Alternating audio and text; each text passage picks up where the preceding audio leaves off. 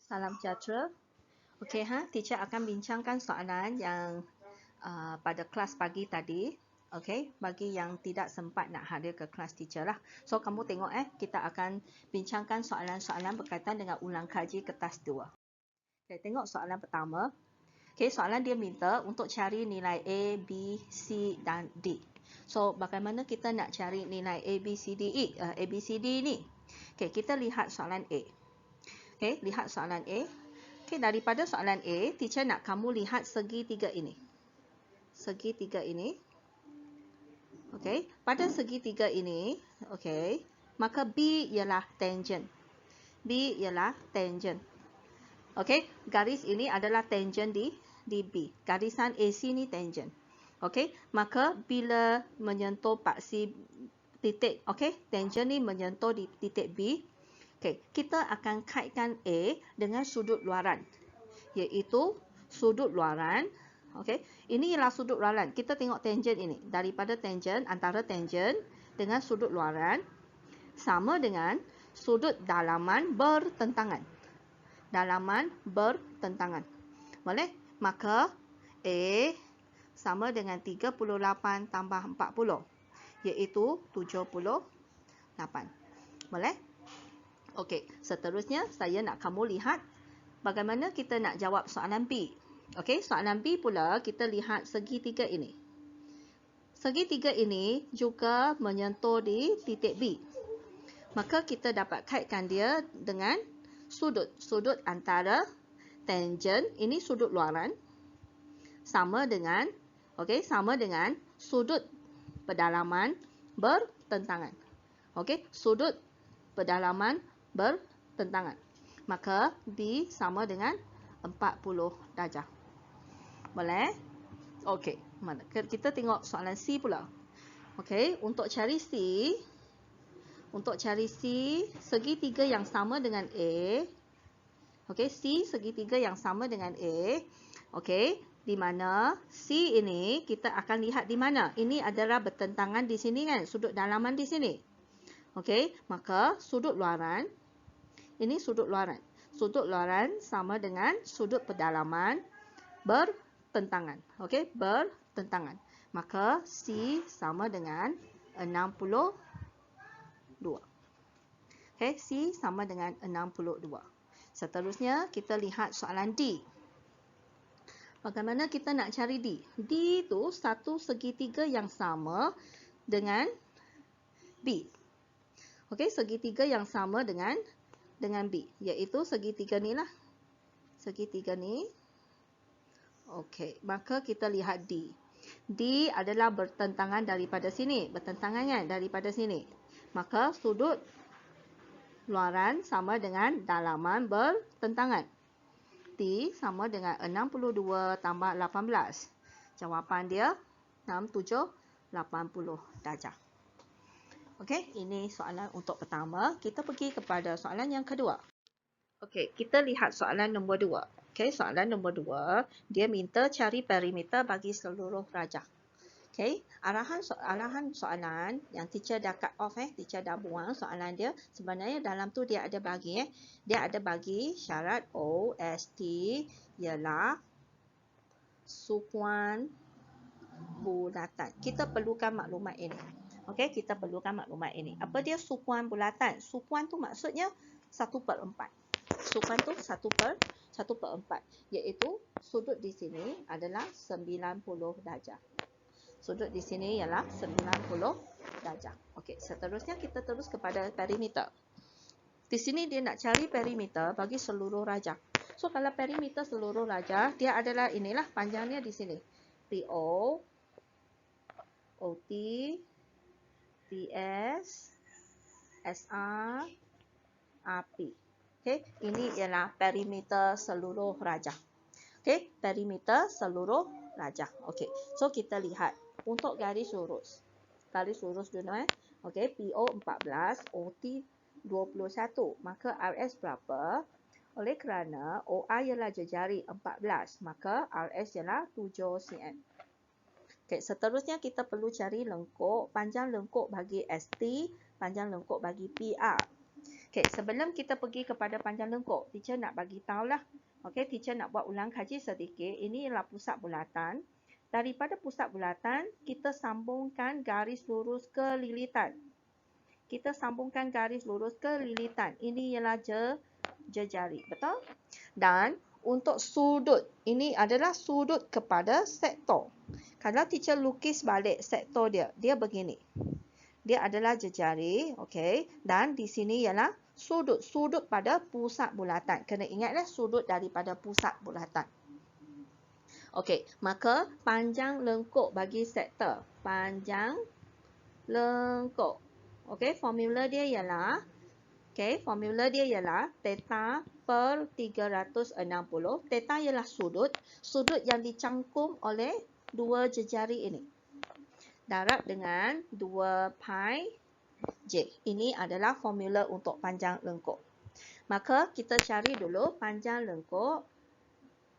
Yang mana? Panjang lengkuk ST dululah. ST. Panjang lengkuk ST ialah theta per 360. Maka untuk ST ini, tengok daripada ST, sudut yang ialah 90. 90 per 360 darab 2. Okey, dalam soalan ada bagi guna pi sama dengan 22 per 7. Ini arahan soalan.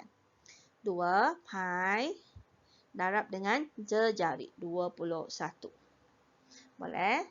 Okey, maka panjang lengkuk ST sama dengan 90 per 360 darab 2 darab 22 per 7 darab dengan 21. J ialah 21.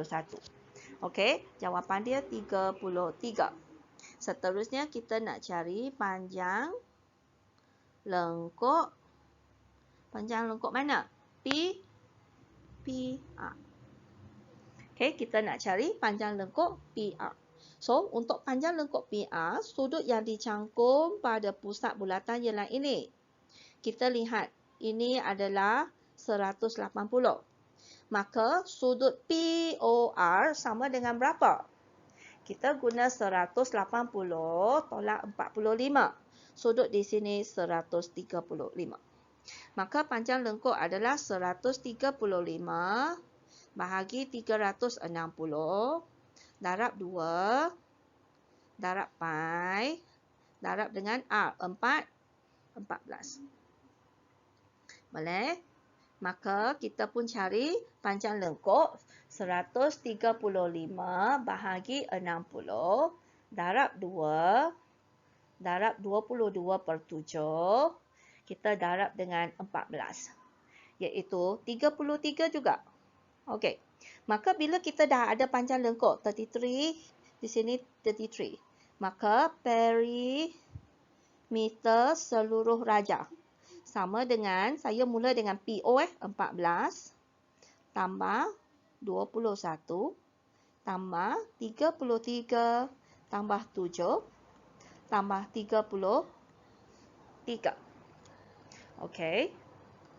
14, 21, 33, 7, 33.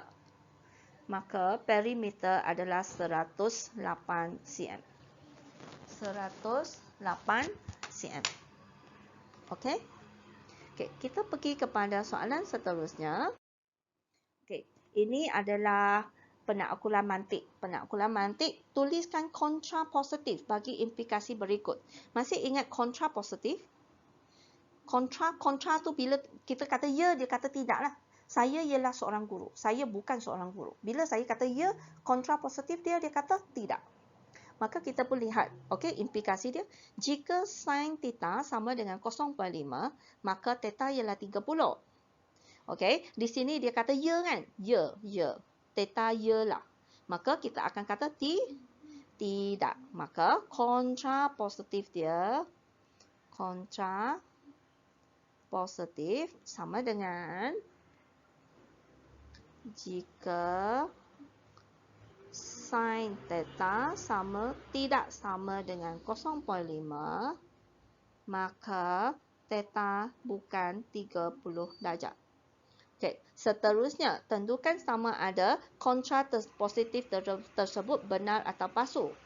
Okey, sebelum kita cek yang ini, daripada kalkulator kita akan semak sin 30. Sebab dia kata sin theta kan, di mana theta 30. Sin 30 tu sama dengan berapa? Okey, sin 30 sama dengan 1/2 ataupun 0.5. Betul tak? 0.5. Betul. Okey, maka jika sin theta bukan 0.5, maka theta bukan 30. Betul? Benarlah. Okey, sebab yang ini benar. So, bila dia kontra positif, benar. Alright, kita tengok soalan B. Lengkapkan premis 2 di bawah membentukkan hujah deduktif yang sah dan munahsabah. Tengok premis 1. Okey, jika P ialah faktor bagi Q, maka Q boleh dibahagi tepat dengan P. Okey, bila dia kata ya, maka dia boleh dibahagi. Kita pun tengok. Di sini P bukan faktor bagi Q. Sekarang dia dah kontra positif.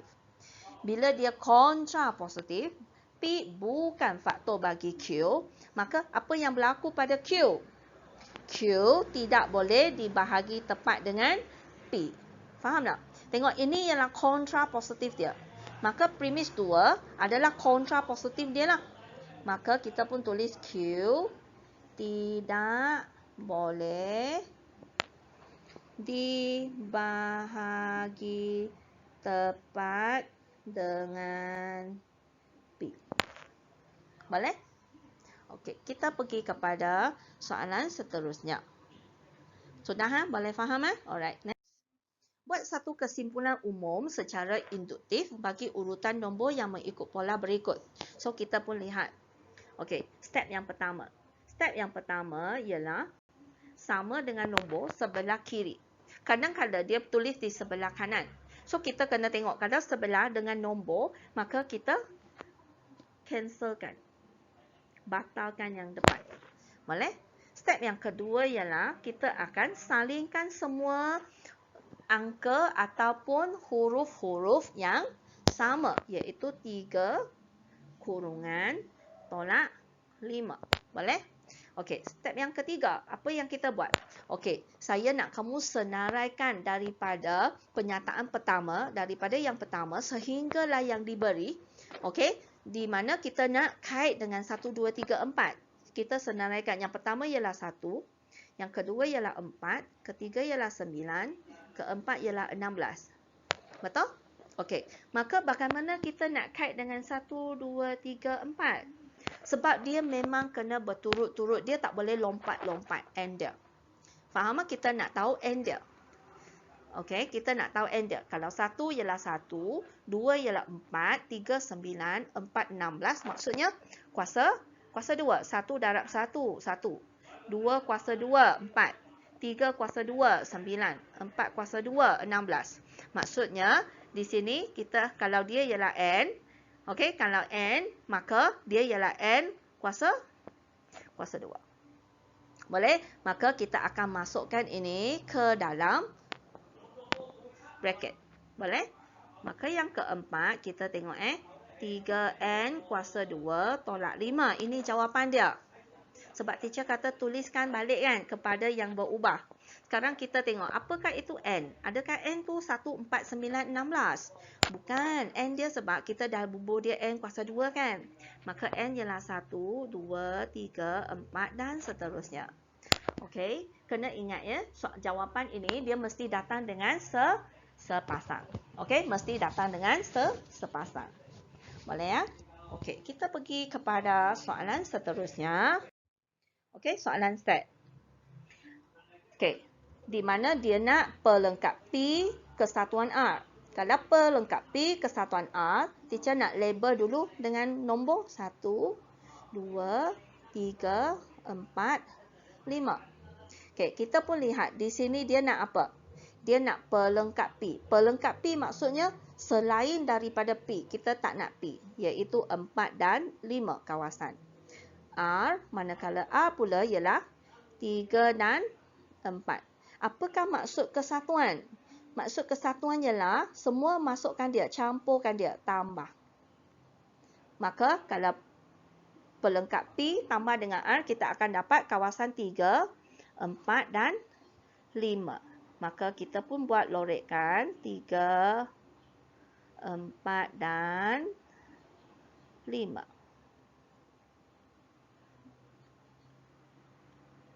Boleh? Okey, seterusnya kita lihat soalan B. Dalam soalan B, dia ada kurungan. Bila ada kurungan, kita perlu selesaikan ini dahulu sebelum kita pergi kepada yang lain. Dalam kurungan ialah Q silang dengan pelengkap A. Label dulu 3, 4, 5. Q ialah apa? Q 2, 3, 4, 5. Apakah pelengkap A? Kalau pelengkap A, selain daripada A, kita tak nak A. Maka 1, 2, 5. Boleh? Okey. Bila silang, kita akan cari kawasan yang sama. Antara ini, kawasan yang sama ialah 2 dan 5. Di sini ialah kawasan 2, kawasan 5. Boleh? Manakala P. P ialah kawasan apa? 1, 2, 3. Apakah maksud ini? Tambah. Kalau tambah 1, 2, 3 dan 5. Maka lorekkan 1, 2, 3 dan 5. Ini adalah kawasan 5. Boleh? Maka inilah jawapan dia untuk set. Sebenarnya dia ada banyak cara kita nak jawab soalan set. Okay? Tetapi set ini, dia lebih mudah kalau kita label dengan nombor ataupun kita boleh label dengan huruf, okey, di mana untuk membezakan kawasan. Alright, next. Okey, soalan yang ke-5. Raja 4 menunjukkan sebuah graf, okey, sebuah graf. Tentukan nilai bilangan bucu, bilangan tepi. Di mana bucu?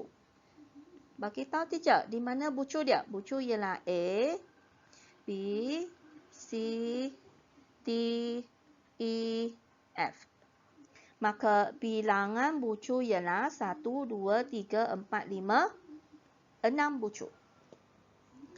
Ini N, E maksudnya bilangan tepi. Kalau tepi garis sana 1, 2, 3, 4, 5, 6, 7, 8. Bilangan tepi 8. Boleh? Boleh faham tak? Bucu, kalau bucu ni, bucu titik. Kalau tepi tu garis tepi. Tengok B. Nyatakan bilangan tepi yang perlu disingkirkan supaya graf ini menjadi pokok. Masih ingat syarat pokok? Syarat pokok semua titik mesti berhubung. Contohnya, saya ada 1, 2, 3, 4 titik. Saya ada 4 titik. Okey? So, saya sambung begini. Adakah ini pokok? Bukan, sebab titik lagi keempat ni, dia tak sambung ke mana-mana. So, teacher sambungkan. Adakah ini pokok? Tak tahu lagi. Okey? Tak tahu lagi. Ada satu syarat lagi. Bilangan tepi sama dengan bilangan bucu tolak 1. Tengok ada berapa bucu? 1, 2, 3, 4 bucu. 4 tolak 1. Ada berapa tepi? 3 tepi. 1, 2, 3. Ya, ini pokok. Faham? Jadi kita tengok. Ada berapa tepi? 8. Berapa bucu? 6. Maka bilangan bucu, bilangan tepi, bukan bucu bilangan tepi sama dengan 6 tolak 1, iaitu 5. Berapakah tepi yang perlu disingkirkan? 3. Okey, jawapan dia 3 tepi perlu disingkirkan. Faham? Boleh kan? Okey, seterusnya lukis 2 variasi pokok. Tengok, 2 variasi pokok. So, di manakah 3 tepi yang saya nak buang? Contoh teacher buang ini. Teacher buang ini. Nak satu lagi? Boleh buang sini tak? Boleh kan? Saya buang sini. Maka pokok kita ialah E, F, A, B. Di sini ada kan? D dan C. Ini pokok lah. 1, 2, 3, 4, 5. Tengok 5 tepi. 6 bucu, 5 tepi. Jadilah. Ataupun kita tak nak yang ni, kita boleh je terpulang pada kamu. Okey, terpulang. Bagaimana kita nak buang? So, teacher buang yang ini. Boleh lagi? Teacher buang ini C. Boleh saya buang BC? Tak boleh ya, sebab di sini dah tak ada connection. So ini kena keep, ini kena keep. So saya buang sini boleh? Boleh. Cuba tengok.